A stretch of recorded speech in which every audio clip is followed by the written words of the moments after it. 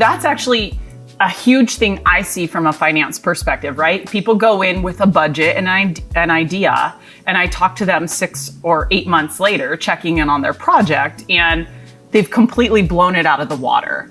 And so much of it is construction and or design. So I think that it's important for everyone to know that it's okay to stick with the basics as long as you have a basis of understanding of what that style point is and what that budget point is. And so give us an idea of again, why you would use like your hardwood floor against a luxury vinyl.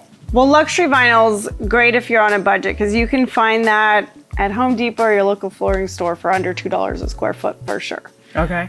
Installed, it goes down really easy. If it's a rental property, it's great because it doesn't scratch, it's waterproof. You don't have to think about it as an owner going forward, having to change it. But if you're going into, a little bit nicer home, people are, they're gonna kind of want the real deal, like the feel of the natural real wood. Yeah. And that's gonna run starting around $5 a square foot all the way up. But there's no reason to spend a whole lot more than that if this is something you intend to sell, because a lot of people don't really know the difference between $5-6 a square foot and $15 a square foot. So there's a lot of flooring needed, and so that, saving $1 or $2 a square foot here and there on flooring makes a really big difference.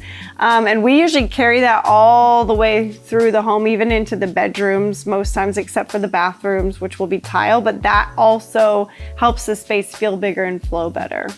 Do you feel that it's best to remain unemotional about your investment property from a design standpoint? As much as possible. I think not to the point where you're giving the home like no personality at all. Right. But yeah, you've got to be a little unemotionally attached to your decision making, not doing what you want, but doing what you know will sell. What do you think is the key rooms that are selling a home? Do you still feel like it's bathrooms? Kitchens, for sure. Yeah.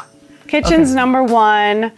And then just that great room, if you can get to that point where it's just more of an open footprint, people really want that. People don't want like rooms they don't use necessarily. It's been interesting now, like with COVID, how people are like their usage of the home, like they're there more. And so things are, you need a homework area, you need like, multi-use spaces. And then around here, it's the outdoor spaces really matter too, because that can make it feel so much bigger. It can live like an 1,800 square foot home can live like a 3,000 square foot home if you do the outside right. I could attest to that. I just redid my backyard and 100% my house feels different. I mean, I feel like I have expanded living space versus being stuck in the confines of my gross living space interior wise, right? What else is great about what you just said is living is changing because of COVID. I mean, the way we conduct ourselves as families is changing because of COVID, to your point. How many people are you seeing are actually adding on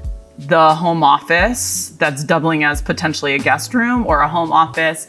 And what do you do in that space from a design standpoint? From flipping perspective, it's just a matter of staging it properly so that people can envision how you would use that extra room and not just setting it up as, just boring. A bedroom, which people, they can imagine. But yeah, setting it up as a multi-use with like a pull-out sleeper sofa or a Murphy bed or something. And then you can take up a whole wall and put 2 chairs and a long desk, and there you go. And then in the one in La Jolla that we did, where we had like this little extra, it was only like 30 inches and it was like 20 inches deep, and it was like the back end of a closet in the laundry room, but we carved that space out and made like a little desk space, like a little homework station. So it's just a matter of like using every inch in the home and thinking about creative ways that you could use that space. Usable space is huge. Using every inch is huge, and right? Storage is huge. It's so huge. Yeah. Well, I mean, because especially in a smaller space, right? Because you don't want to see the clutter. You don't want to feel the clutter. It makes your space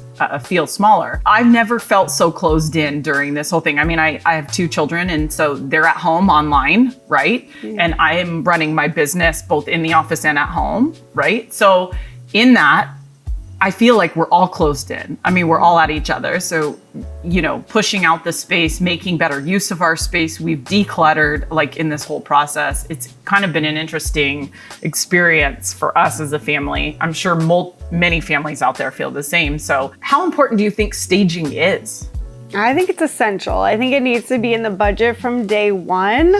I mean, that fluctuates depending on how the market is going, but no matter what, I feel like you're gonna sell it faster and for top dollar if you can allocate some of your budget for staging. It's gonna feel better. It's gonna like give people, you know, the sense of like, I want this lifestyle, you know, because you're selling lifestyle. You're not just selling a home with 4 walls and. Right, they have to visualize themselves being there. In the space. And that helps. And a lot of times when people see our finished products, it's like, yeah, the kitchen is beautiful and the bathrooms are stunning. Right. But it's all those finishing touches that really, you know, just finish it off. And when people see that, it's that emotional pull that you're going for, like the second they walk in the door. Right. I don't know how to do that without staging.